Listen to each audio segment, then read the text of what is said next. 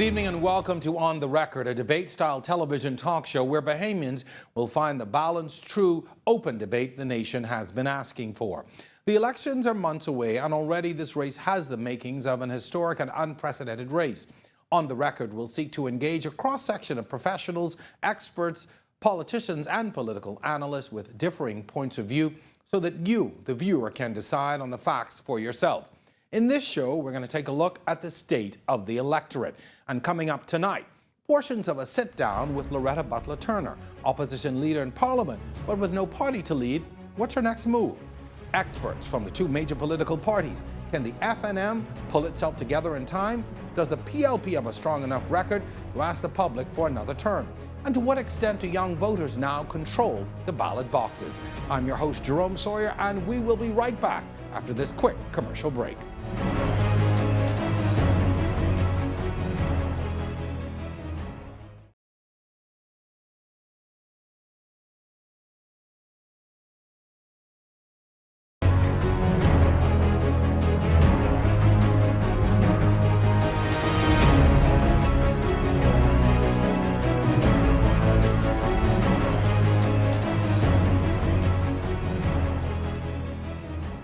Welcome back to On the Record. The public has been asking for more debate and discussion from our leaders and experts. Tonight, we will attempt to start that in many ways. Late last year, Loretta Butler Turner, in a bold move, ousted Dr. Hubert Minnis as leader of the Free National Movement in the House of Assembly.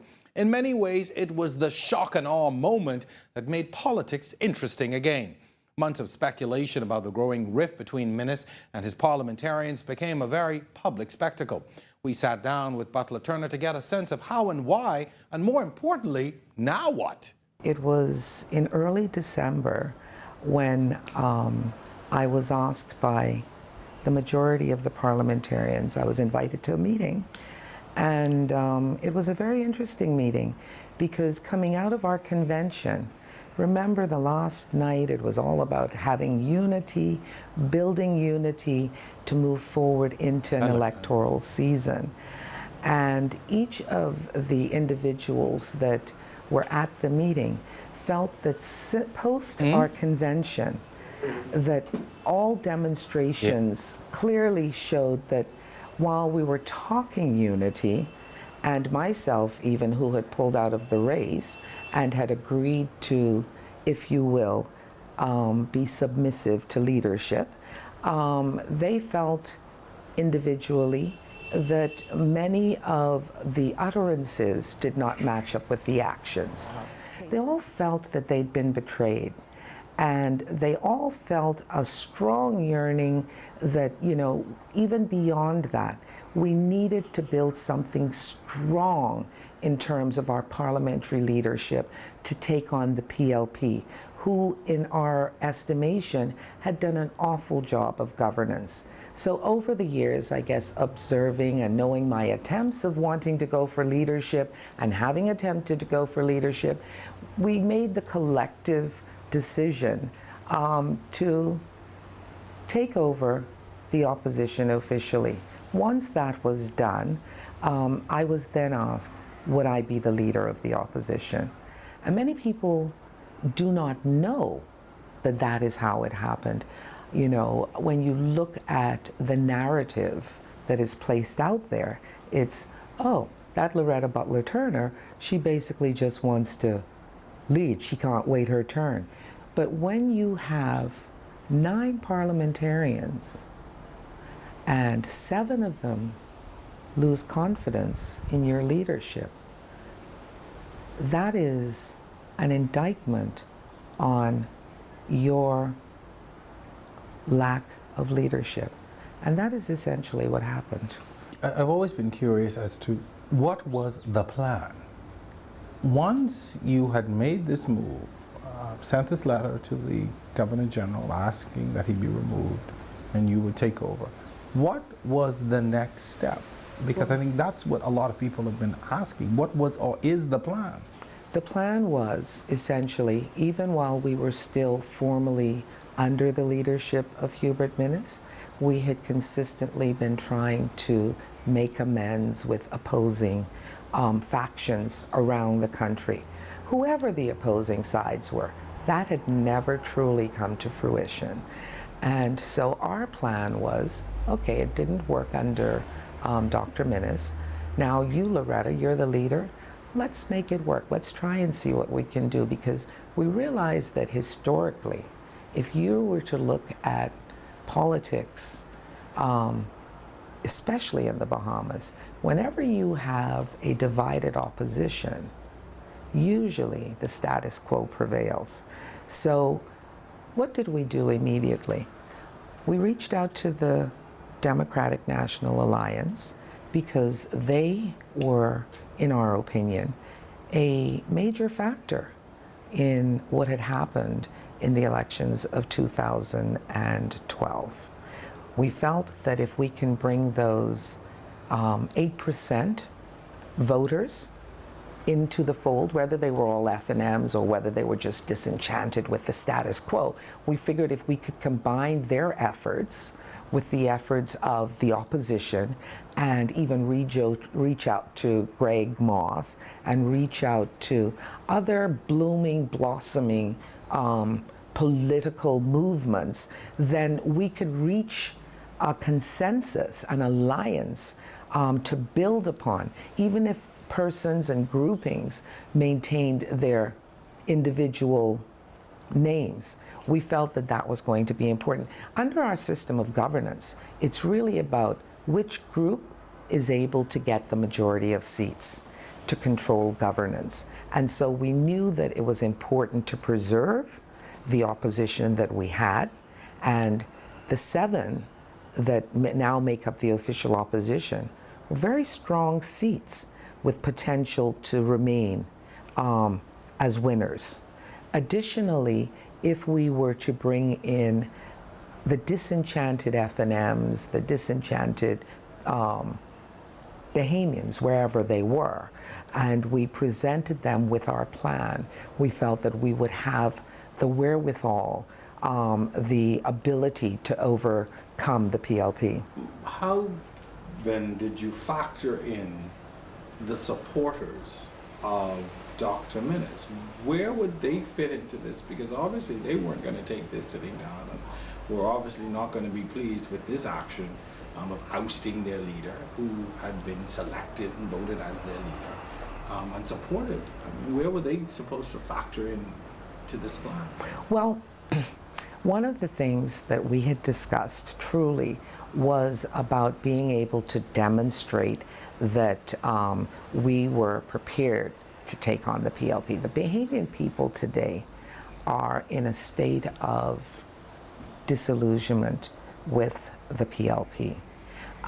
We truly believed that the majority of us working together would be able to demonstrate that the will of the people is to rid ourselves of a government that seems to be out of control, inept, unaccountable, lacking transparency, and even lacking respect for the electorate. So with our majority, we felt that we would be able to come together to an understanding even with those persons, because it was really essentially the convention that we could not overcome. Because leaders under all political parties, whether it's the PLP, whether it's the F&M, whether it's the DNA, the constitutions of these parties generally pander or are operatives of leadership. I mean, you've seen it in all of our political parties where the leaders, no matter how many other persons go after their positions, they pretty much maintain that. We saw that just a short while ago with the governing party. But we knew that we would be able, or we felt we would be able to demonstrate the strength, the leadership, to be able to show all of the cracks in the PLP. Unfortunately, you know, people would say, but you didn't have a plan. That was a huge part of the plan when we brought the DNA, showed that we're not afraid to share leadership with them. And then, of course, at the end of the day, that fell apart. Well, there is more of that interview that we will share in future segments and future shows. But when we come back, we've got some feedback. Carl Bethel, former FNM minister and chairman, and former PLP MP Valentine Grimes are my guests on the other side of the break.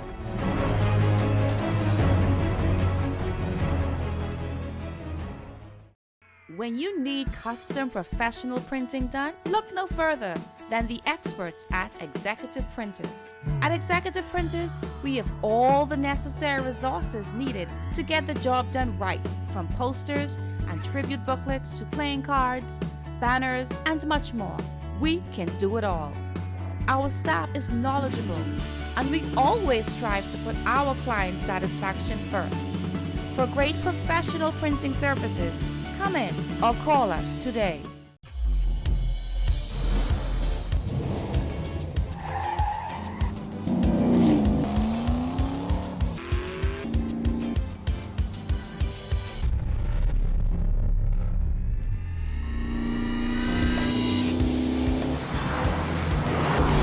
Get faster internet speeds for free when you get TV, internet, and phone. Ask for Trio from Rev.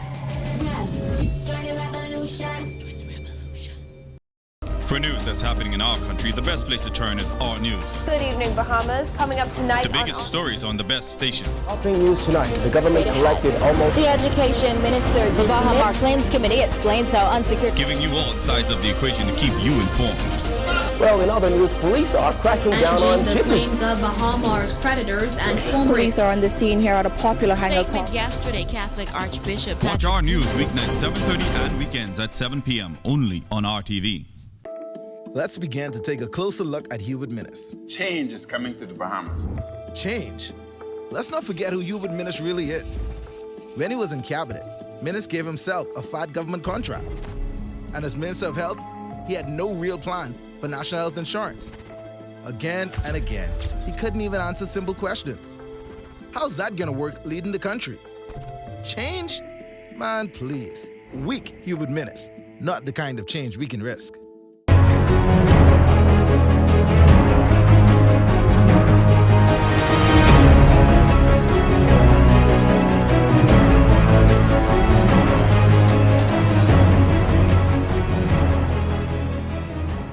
This is On the Record, and we're back with former FNM Minister Carl Bethel and former PLP MP Valentine Grimes. We welcome you both to the show. Carl, from what that interview laid out to us, we see that there was a problem in the FNM. Butler Turner said that there were attempts made to heal divisions. Can you attest to that? And certainly, what is the general state of the FNM right now? The FNM is in tip-top shape. We are battle ready. We are a party that is battle-tested. We have fought. We've existed for more than 40 years. We've formed 3 governments in this country. We're ready to go as soon as the bell is rung. We have our candidates. We're finalizing that, and we will win. Do you think, though, that you have addressed that whole issue of the division that existed, or that some say still exists within the party? Well, there's no division that exists in the party today. Those who felt divided have left. Look, the reality is that we went through a very trying period. There were differences among the members of Parliament. It's not the first time this happened in the Free National Movement, and it's not the first time that there was a change in the leadership of the opposition as a result of differences among members of Parliament. But the party has weathered that storm. We have nominated a full slate of young, vibrant persons, many of whom grew up in the FNM, who are ready to step forward and take their place in the front line of national development. Parties are the core of our democratic structure. The Constitution, the ability to determine who's prime minister, is based on the party, not on individuals, not on ambitions. And so those who made their move did so abusing a constitutional provision that they had the right to use as members of the House of Assembly. But there's an old saying in political parlance, he who draws his sword against his prince must throw away the scabbard. In other words, you must succeed. And if you don't succeed, there's only one other thing that happens in politics. That's attributed to Machiavelli, but I think it didn't come from Machiavelli. Valentine Grimes, Butler Turner says that this move in the House of Assembly was an indictment on lack of leadership on the part of Dr. Hubert Minnis, and she reached out to the DNA because she says they were a major faction that caused the PLP to win the last elections. Do you accept that the PLP has the DNA to thank for winning those elections, the last elections? Not. We want fair and square, and we are satisfied that in the forthcoming general election we will win fair and square, whether or not the FNM, DNA, and the other parties are together or not. We know that we have the best leader the country could have at this particular point in time. We know, even more importantly, we have the best team of candidates to run the government once we are elected in this forthcoming general election. To what extent do you think, though, what happened in Parliament may have emboldened the PLP? You know, we don't get involved in FNM affairs. We deal with our own matters, and thank God, to date, we have been able to handle all of our differences in the House. We have one more constituency to nominate, Freetown, and that will be completed shortly. And so we go on. We are ready and prepared to govern come the next general election. Carl, I want to switch back, focus to you now. With 7 members who obviously held constituencies, who held support, and the party gone out of that, how have you sort of readjusted focus since that? I keep going back to this point that you can't sort of sidestep or ignore what would have happened. People like myself looking at and wondering, how has that affected the party machinery? It has not affected the party machinery. Look, it's all one thing for people to abuse a particular power they have. But if they were unable, it was clear that they had no plan. They exercised their power and had no fallback. They had no strategy. It's, you know, don't tell me you took your shot and then you didn't succeed, and then you tried to make some other arrangement with some other people and that didn't work out, that you had a plan. That doesn't make a plan. That sounds like a desperation strategy. You lost on one issue you tried. It didn't work. He didn't resign. You didn't get the party leadership by going to the Governor General, so you go elsewhere. That is behind the FNM. So we are now ready. I'll just tell you one thing. I remember happened to me once, you know. I went to this banquet after the election was called in 1997, and the then financial secretary introduced me as the former MP. And I was saying, I got some sort of feelings out of that. I mean, I was still the MP. If the House were to be called on an emergency basis, I would be the MP, although the elections had been called. But no, constitutionally, you're nothing but a former MP once an election is called. Period. Don't catch feelings about it. And the FNM has its candidates lined up. We have rebounded. We are back. We have a good mix of young and experience. You see that the former Deputy Prime Minister is now back in front row of the FNM. We are ready to go to battle. So now what is your strategy, your message against the PLP now that you said this portion is now behind you? Well, the PLP are their own worst enemy. They have given to the Bahamian people the worst, most avaricious, most grabalicious government that we have ever in our lives experienced. They have collected over $1 billion in VAT and cannot explain what they've done to it. It was supposed to reduce the fiscal deficit and the national debt. The national debt has now reached an all-time high. We are nearly 80% of our gross domestic product is debt. So the PLP have run this country up on the rocks of perdition. You know, in our national anthem, we speak about the wide and treacherous shoal. Well, they have put us on that wide and treacherous shoal right now. Crime is out of control. Our streets are almost war zones at times. Our homes are do not any longer seem to have the sanctity they once had in terms of being places where people could take refuge. You know, the government seems paralyzed in its approach to it. The commissioner says there's no problem. The Prime Minister says the wild, wild west. Who's right? Well, I'm going to sort of come over to you now, to Mr. Grimes, because these are valid points. People are asking, I mean, despite the explanations, People want a clear delineation of what happened to the VAT monies collected. There is the issue of crime and whether crime is down or the fear of crime is up. These are very serious issues that people are facing day to day. How does the PLP now intend to come to the Bahamian public to ask for another term with all of these things sort of happening? Our dilemma was that even the present leader of the opposition, when I say the opposition, the FNM, has indicated that when they left the government in 2012, that they left the economy in a wheelchair. That was his description of it. When we left power in 2007, the economy was at an all-time high. The revenue was high, the deficit was relatively low, unemployment was under control. When we came back to power in 2012, the truth is that we did not anticipate that the economy could have been as bad as it was. And unfortunately, that's what we found, and that's what we had to deal with. The truth is that under this particular administration, the government has done an excellent job.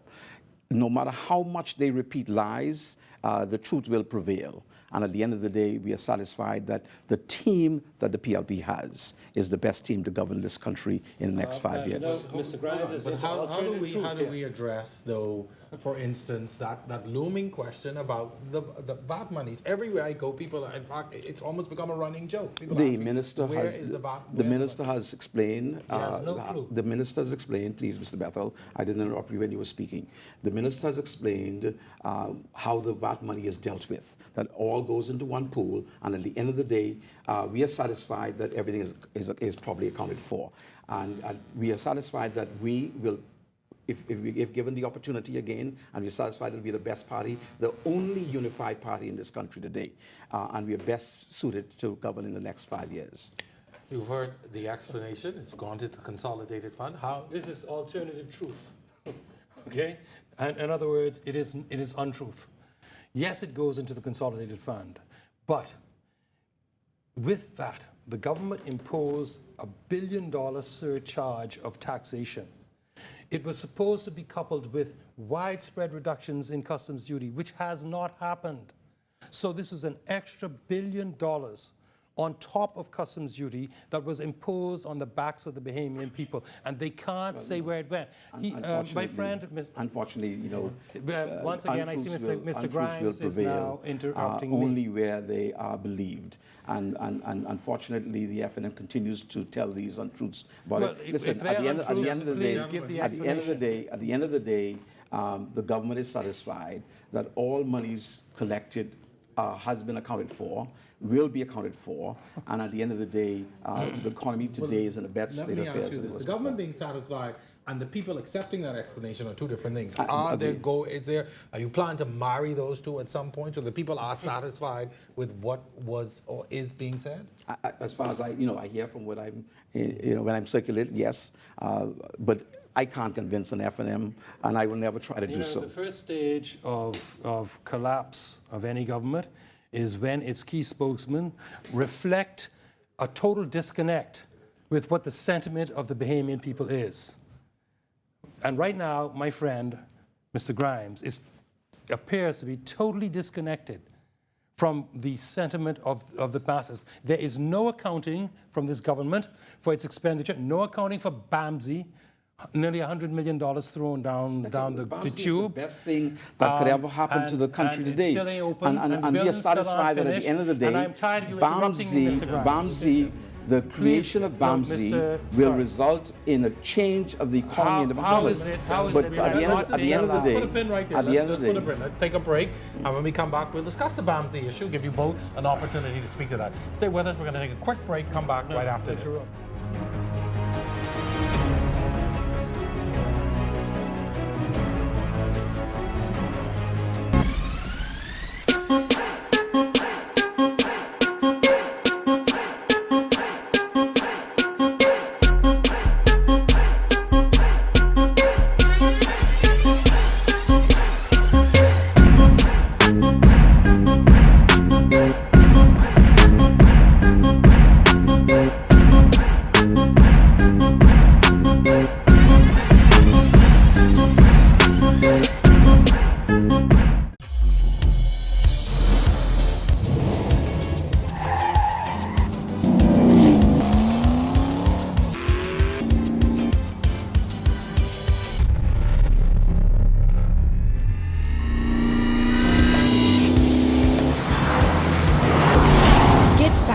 internet speeds for free when you get TV, internet, and phone. Ask for Trio from Rev.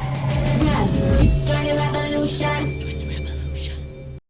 No, Granny, I didn't know Uncle Chris got a new hearing aid. No, I didn't read the newspaper today. Ah, sounds so interesting. Hold on, Granny. There's someone on the other line. Hello? Is this Kim Clark? Yes? You just want a brand new car. What? Courtesy of Hits 99 FM. No way. Me? You sure did. Call waiting, because some things should just be standard. Hello? Say the line so we can get your information. Congratulations, Kim. Cut the blue wire. Get Rev Voice. Save money.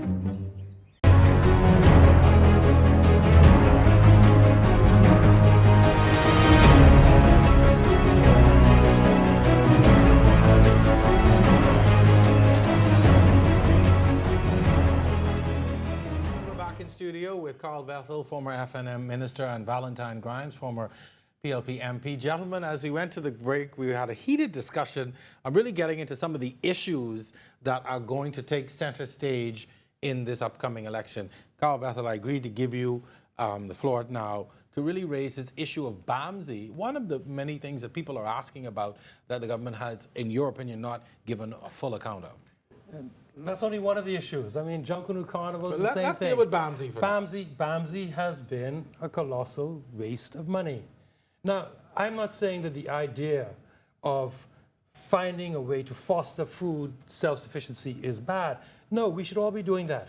But the government has thrown scores of millions of dollars into the ground at BAMSI. Buildings are still not completed and open.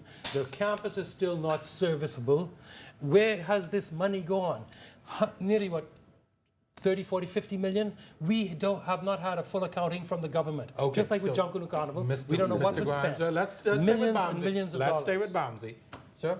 The truth is, to suggest that BAMSI is not a good idea is totally untoward. The truth is that we used to produce more food than we do today.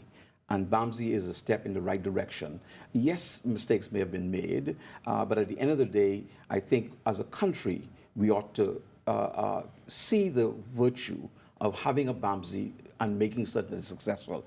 At the end of the day, it will result in us producing significantly more than we produce today, and whether it costs us an additional $1 million or $2 million or $50 million, it's immaterial. But at the end of the day, we are moving the country in the right direction, that we begin to produce more of what we consume. Okay, so let's move forward, gentlemen. Let's move forward. Which brings me to my next question. Now that we are into this election cycle, a lot of these issues are taking center stage and are now being discussed. My question is, why do you feel satisfied that within the past 4.5 years that the opposition, FNM, Dr. Hubert Minnis, has done an adequate enough job in keeping the government's feet to the fire and keeping these issues front and center? If these are issues, why were they not constant issues? Why were they not constantly in the public? Why was there no more agitation? They were constantly in the public, and Dr. Minnis has done a stellar job in keeping these issues to the forefront. He went to BAMSI and they threw him off. They put the security on him to prevent him going on the properties. I mean, this is a panicked government that believes they can do whatever they want to do to people, including the official opposition, and they have no accountability. And when the Bahamian people ask them to account for the money, they just get nothing but a push-off. So you are satisfied that the FNM and Dr. Minnis has been agitating and pushing and holding government's feet to the fire? You are satisfied? Absolutely. Jerome, the truth is, I will also say that,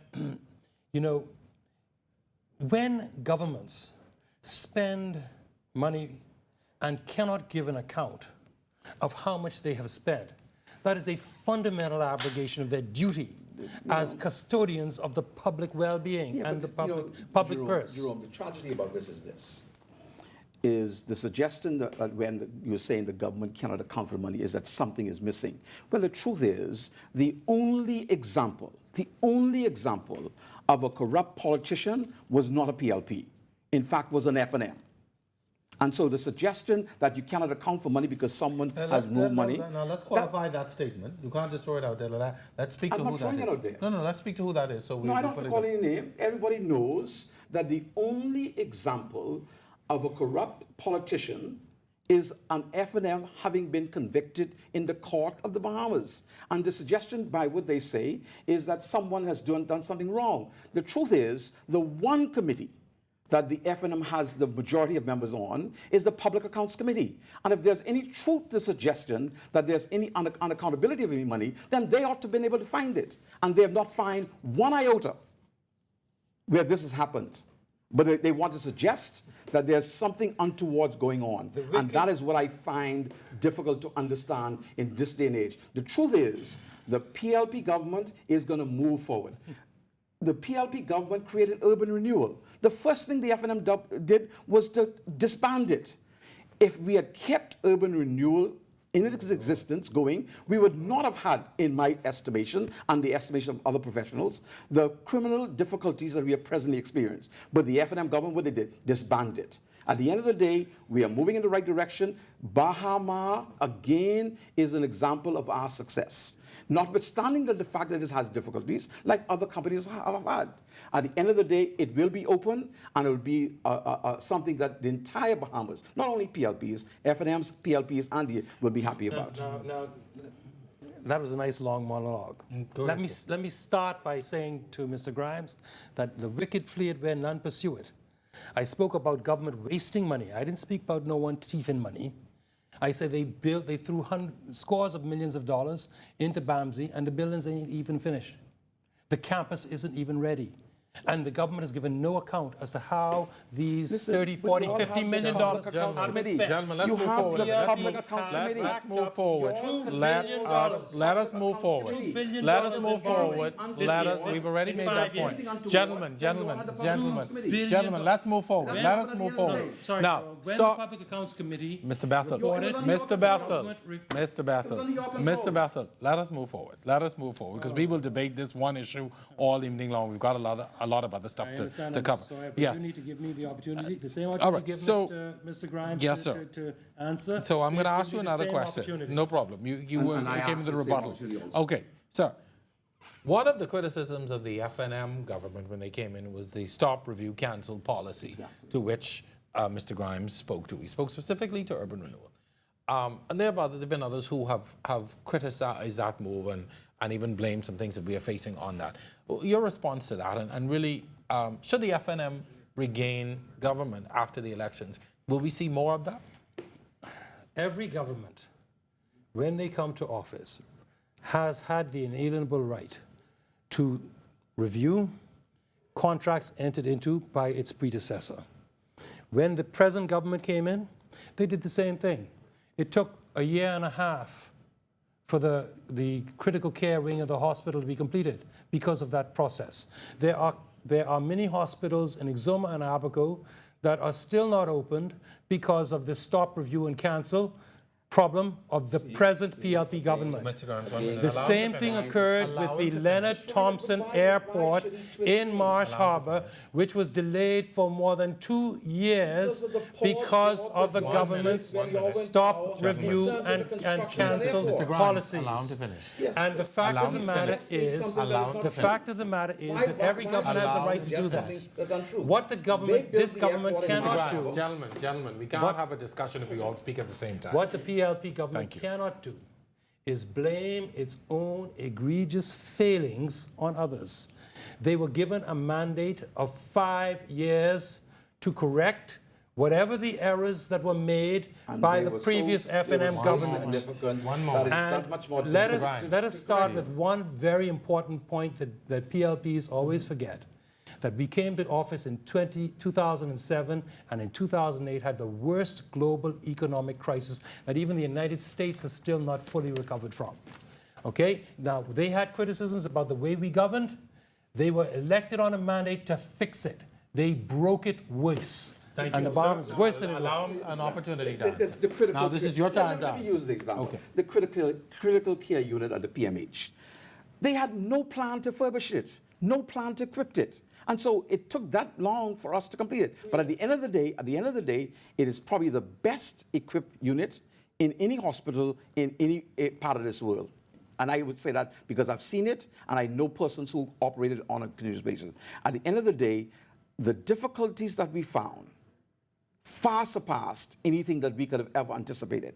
The airport in Marsh Harbor, we continue to have difficulties with the construction that was done there. It is a massive structure now. Thank God it's in operation, but unfortunately it took that much longer to get in operation. And we are satisfied at the end of the day with their having done it, us having corrected the mistakes, that at the day we now have a nice airport in Marsh Harbor. Gentlemen, and in Marsh Harbor, sir, so that we don't get into this rebuttal, so that we don't get into a rebuttal, and we're able to move the show along. Let's now speak to the future. We're now in an election campaign. We could sit here and debate and talk about what happened under the FNM and what happened under the PLP. People are concerned about now and tomorrow. We're in an election cycle. People want to know, and I'm going to give you time as we wrap up the segment, they want to know, what is the PLP, or what could the PLP do if given another term in office? We are satisfied, like I said, that we are the only unified party in this country. That we have the leader that is well equipped to take us in the next 5 years. We are satisfied that we have a team, a diverse team, made of both young and not so young, and in particular, a diverse team of male candidates and female candidates. Today we have 4 female candidates in Parliament. We will have 7 candidates running for office during the next general election, compared to, for example, the FNM will have only 3. And at the end of the day, I'm satisfied, and I assure you, in fact, that we will have significantly more female candidates elected when the general election comes by. So we think that we have the right leader, and we think we have the right team to run this country effectively and efficiently over the next 5 years. Mr. Bethel, you got the last word in this segment. People want to know, or if you have an opportunity now to say to them, if the FNM is elected as government, what can they expect out of the FNM and Dr. Hubert Minnis? The Bahamian people can expect, first of all, the most stringent anti-corruption legislation that will be put in place anywhere in the Western Hemisphere. Dr. Minnis is totally committed to that. We will also take steps to, in a sense, remove some clouds of controversy that arose over the last 5 years by separating the legal and the functions of the Director of Public Prosecutions from that of the Attorney General, so that there will be an independent Director of Public Prosecutions, so we won't have no more questions about why some nollie came along and happened to occur. We are going to bring about fiscal discipline, give an accounting for the spending of VAT, use VAT money for the purpose for which the act was passed, which is to supplement government revenue, but also to allow for the reductions progressively and over time, targeted reductions, in our case, of customs duties. We will certainly give exemptions from VAT on children's goods, women's necessities. We give targeted exemptions from VAT on breadbasket items of a healthy nature, no ramen noodles, okay? We are going to put economic empowerment zones into over-the-hill areas, and we are going to pursue business-friendly policies. The last thing is, we're not going to use the courts to dispossess investors of their investments, the way the PLP did with Bahamas. Thank you very much. Carl Bethel and Valentine Mr. Bethel said what he said just now. Sir, that the PLP has disinvested. You should thank God that the government stepped in to save Bahama, my brother. Gentlemen, Mr. Valentine Grimes and Mr. Carl Bethel, I thank you so much for stopping by for this very first show. You certainly have given us on this side a lot of material, because we've got a lot of things to talk about in the run-up to election. But I thank you so much. Please, I'm going to invite you both back on another time. We will go for round 2. Gentlemen, all the best in the program. Thank you very much. Stay with us. We are back right after this quick break.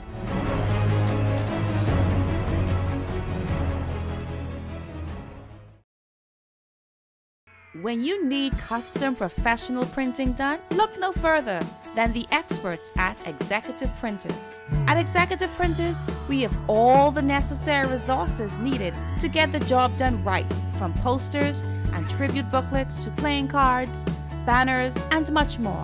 we can do it all. Our staff is knowledgeable, and we always strive to put our client satisfaction first. For great professional printing services, come in or call us today.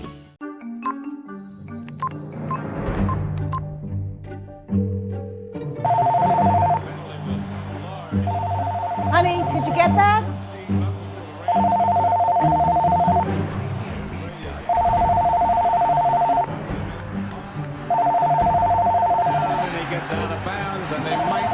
Caller ID, because some things should just be standard. Cut the blue wire. Get Rev Voice, save money. For news that's happening in our country, the best place to turn is Our News. Good evening, Bahamas. Coming up tonight. The biggest stories on the best station. Topping news tonight, the government collected almost... The Education Minister the Bahama Claims Committee explains how unsecured... Giving you all sides of the equation to keep you informed. Well, in other news, police are cracking down on the claims of Bahamas creditors and home... Police are on the scene here at a popular hangout Statement yesterday, Catholic Archbishop... Watch Our News weeknights 7:30 and weekends at 7 p.m. only on RTV. Well, if you think the first half was exciting, wait till you hear what the youth of our nation have to say about the current political climate. Remember, you heard it first on the record.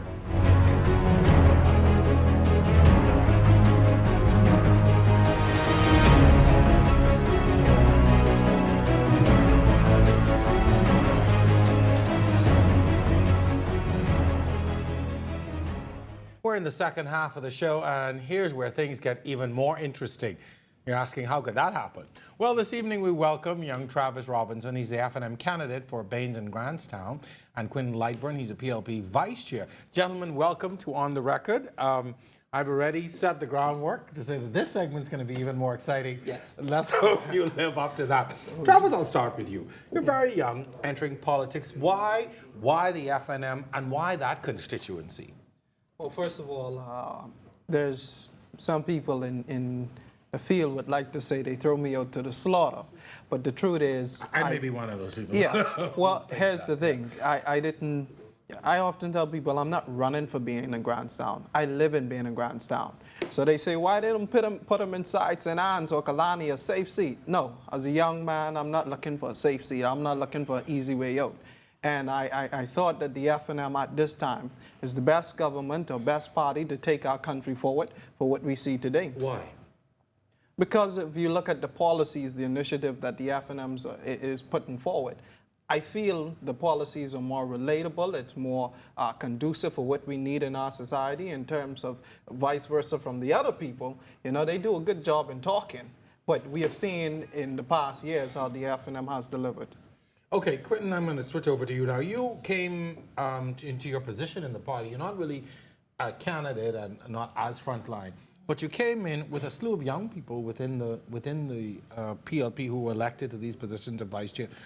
What is it that attracted you and has kept you within the PLP, particularly at the time as now? Well, I would definitely say what has attracted me to the Progressive Liberal Party has definitely been their track record.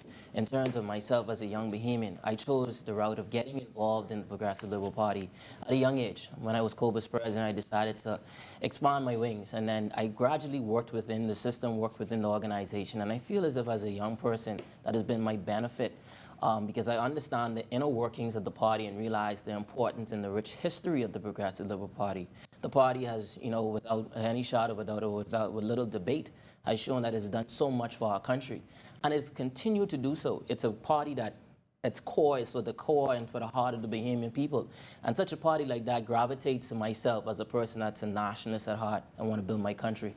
How do you, though, in the public now, defend a PLP? You would have seen sort of the discourse in the first portion of the show. When you've got hot button issues like that, you've got crime, BAMSI, all these other issues that are really hot button issues that speak to people and that really ignite something. So how do you defend the record of the PLP? But when it comes to crime, I think that is something that we all must look at collectively.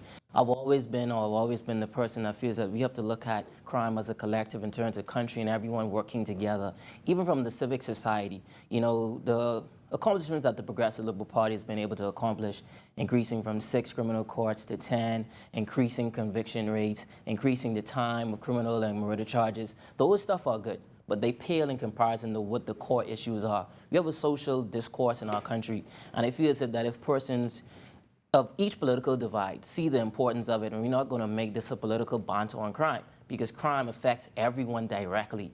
And I look at myself as young millennials, and myself as Mr. Robinson. We are the persons that see that crime is a very long-spanning issue that we must address collectively. Travis, you obviously sit on another side of the divide. Yes. How do you see it? I don't know what nonsense he was talking, but because when you look at what the PLP did in 2012, when they started erecting billboards about 500, 490 murders plus under the FNM, and the list goes on, those are the words and the workings of them at that time. Now they realize that hey, the FNM was right back then, that the crime is certainly not a political issue. Now they're jumping on bandwagon with this thing. But the FNM understand, like the PLP is now coming to understand, that in order for us to get a hold or grip on this, we must have a community collective effort. And so that's what we're doing. Let me ask you this, though, and this is for both of you, really. As a young person, a first-time voter, obviously things like crime are important, but are you connecting with those voters? Are you connecting with young people? Yes, if you use crime, fine. I mean, everybody's affected by that, but from where you sit, are you connecting with voters at a time when people are saying there's a lot of voter apathy out there and people are encouraging you to spoil ballots? I think the Progressive Liberal Party is definitely attracting and pulling in young persons and young Bahamians because they look at the political landscape and they see that the Progressive Liberal Party has young persons that are understanding the process. Myself as a millennial, sometimes millennials may feel as if that we have this urge that we want to have instant gratification. But I've learned, and as a young person, that I understand the importance of being mentored and being taught a way how things should go. And I look at it, and it just shows within the Progressive Liberal Party, in terms of the party, myself as vice chairman, along with 11 other candidates, 11 other vice chairmen, who are under the age of 30. They've seen the importance of it, and the Progressive Liberal Party prepares their candidates and prepares. Like my good colleague here, my brother, they send you to a Bain and Grandstand area. I understand your navel string and your pull is there, but they sent you out there to the slaughter. And I think that is what a lot of young persons will look at and see that, look, they want a party that's going to prepare their young people and not just send them to say we're running a young person. No, you're totally incorrect. Go ahead. They didn't send me to the slaughter. Like I said, many people don't even, well, not many, but few people don't know that I was actually an independent candidate in Bain and Grandstown before I went to the FNM, not the PLP. And so to say that they send me to the slaughter in Baintown is nonsense. They met me in Baintown, working the grounds, campaigning. So they didn't pick me up and send me there. So get rid of that nonsense. So now to the question, what is it that you think the FNM needs to do to address young people? Because this may not be the discourse they're interested in. I see the FNM has certainly been making strides in terms of getting young persons involved in the decision-making process and into the way forward. When we look at young people like myself, and it's not just me, you have 32 years old Adrian Gibson, 28 years old Navarro Bowe, 23 years old James Albury, and myself. So we're being given this opportunity for far too long. Young people, I wasn't always a part of the political process. You know, I worked with Ministry of Youth, Sports and Culture, working on youth policies and the likes. And simply, they were just what they were, paperwork. Because young people like myself, we didn't feel like our voice was truly being heard or represented. If I could stick a pin just for a moment. We started this show really speaking about how I think in many ways we got to this political quagmire that we're in a bit with the movements of Loretta Butler Turner. From an FNM, as a candidate, are you satisfied that that entire issue has been addressed properly within the party? Are you satisfied that the message you've given to the public post that incident is adequate? I am thoroughly satisfied. And I say that because I think the public, while some people are still looking for answers on it, I think that the party has done a good job in terms of getting the message out. We have put the tribunal in place who's dealing with the matter. It's a legal issue. We can't diverge from a legal standpoint. So At this time, we're not even focused on that. We're focused on the general election. The party machinery is cranking up. We're moving forward, and we're moving forward on the issues, on the things that really matter, that are important. See, the other persons, they can try to run against the FNM in terms of our party leadership and the likes. But that's all fine and good. But run on your record. Run on your own merit. And that's what they're not doing, but the FNM certainly will. So do you think, or has that situation within the FNM given steam to your campaign? It's not even a matter of giving steam. The candidate for being in Grantstown stated that it's all well and good that they have a leader that obviously is not strong enough to lead. We look at a party and we look at our country. We value leadership. We value someone that is in full command of his party. We look at the Progressive Liberal Party as a unified front. The Free National Movement has shown time after time in a period of 5 years that they've not been unified. A cabinet or a ministry post that have had 9 persons in parliament, 7 have turned their backs on their leader. It just shows to the Bahamian public and as young persons and millennials that the Free National Movement is not ready to lead. It's obvious. It's not even a discussion. Okay, gentlemen, we're gonna wrap up with this right now, and I'm gonna put this out to both of you, and I want you to respond in your closing remarks. I'm Joe Public. I'm a young voter. Let's say I'm a first-time voter. I see on the PLP side a leader who wants to come back 70 plus. I am not really drawn to that because I think, hey, we need fresh blood, new blood. I see on another side a leader who has been ousted from his position in Parliament. So that sends me another message as well. Maybe he's not in full command. What are you going to say to young voters who are now faced with that decision, who may not be in tune with either leader of the party? Your closing remarks, then your closing remarks. I would definitely tell that electorate or that person, look at the Progressive Liberal Party. Look at the steady leadership that it's shown over its 60 plus years as a political organization and as a political party. It shows that the testament that the Progressive Liberal Party is here for the people, here for the Bahamian people at large. It's wiped every tear from every eye before. It has done it before, and without a shadow of a doubt, with myself and other persons and other young persons involved in the party, we'll do it again. What we saw with Dr. Minnis and Loretta Butler Turner was a show of the strength of our leader, Dr. Minnis, in terms of trials and testings. We know that the challenges and issues of a prime minister is certainly a difficult one. But Dr. Minnis has shown over the course of this debacle that he is able to withstand any trial or testing that comes his way. So what we see now is that when Dr. Minnis becomes the next Prime Minister of the Commonwealth of the Bahamas, we can rest comfortably and know it, that if any challenge or issue come up, Dr. Minnis will stand his ground and he will emerge victorious. Gentlemen, I want to thank you very much. I think that's a great note to end on. I thank you for joining us on this initial show. I'm certain that you will be back on. We'll have more time to discuss some issues. All the best to you. All the best to you, gentlemen. Thank you very much. Thank you for coming. I really appreciate it. Yes.